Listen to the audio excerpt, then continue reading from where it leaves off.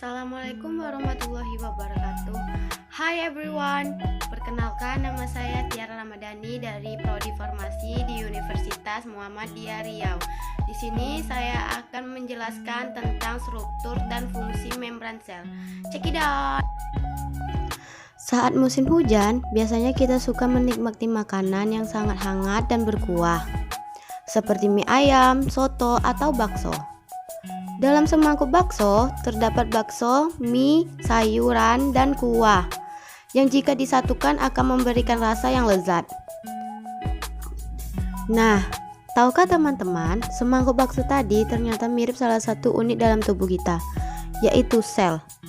Sel di dalam semangkuk bakso tadi terdapat mangkuk yang berbentuk menyerupai membran sel. Kuah bakso ibaratkan dengan cairan atau sitoplasma. Kemudian unsur-unsur penyusun bakso yang hal dengan organel-organel yang ada di dalam sel. Semua komponen yang ada di semangkuk bakso memiliki fungsi yang berbeda-beda dan saling melengkapi sehingga terciptanya rasa bakso yang lezat. Begitulah dengan sel. Walaupun berukuran kecil, sel memiliki organel-organel yang memiliki struktur dan fungsi yang beragam dan saling bekerja sama. Nah, teman-teman, kira-kira apa saja ya organel-organel sel dan fungsinya? Kita akan mempelajari struktur dan organel sel.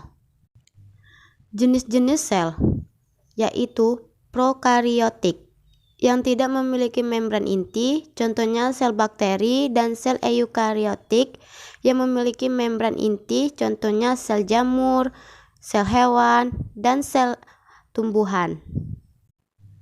Sel prokariotik tidak memiliki membran inti dan tidak memiliki sistem endomembran.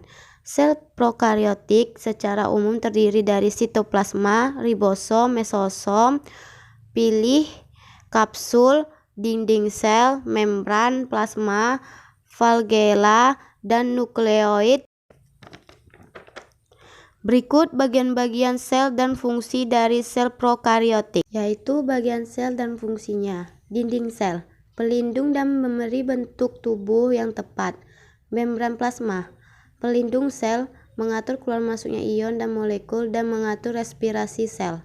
Sitoplasma, melakukan proses pencernaan makanan secara intraseluler, melakukan proses metabolisme sel. Mesosom, penghasil energi. Ribosom, tempat berlangsungnya sintesis protein. DNA, pembawaan informasi genetika yang akan diwariskan untuk keturunan. RNA, membuat kode genetika sesuai DNA dalam bentuk asam amino. Sel eukariotik memiliki membran inti, memiliki sistem endomembran, yaitu dinding sel, membran plasma, sitoplasma, ribosom, lisosom, setrosom, nukleus, kompleks Golgi, retikulum endoplasma, mitokondria. Sekarang mari kita bahas bagian-bagian sel dimulai dari membran plasma. Membran plasma memiliki sifat selektif permeable, yaitu dapat menyeleksikan molekul yang masuk ke dalam sel. Membran plasma tersusun atas lipid, protein, dan karbohidrat. Pada membran plasma terdapat fosfolipid bilayer.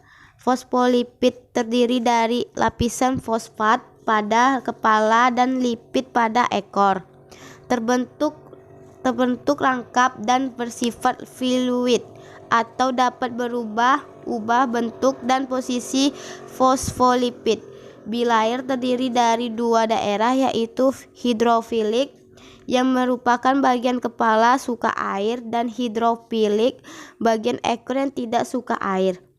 Selain lapisan fosfolipid pada membran plasma, terdapat lapisan protein yang terdiri dari protein integral yang merupakan protein yang terdapat di dua lapisan fosfolipid dan berfungsi sebagai corong masuknya molekul dari luar sel. Protein perifer merupakan protein yang hanya terdapat pada suatu lapisan fosfolipid saja. Fungsi membran plasma: melindungi sel, mengatur keluar masuknya molekul, tempat berlangsungnya reaksi respirasi oksidasi. Nah, sekian dari penjelasan saya tentang struktur dan fungsi membran sel. Demikian penjelasan saya. Saya akhiri. Wassalamualaikum warahmatullahi wabarakatuh. Bye bye. Jangan lupa like, comment, and subscribe ya.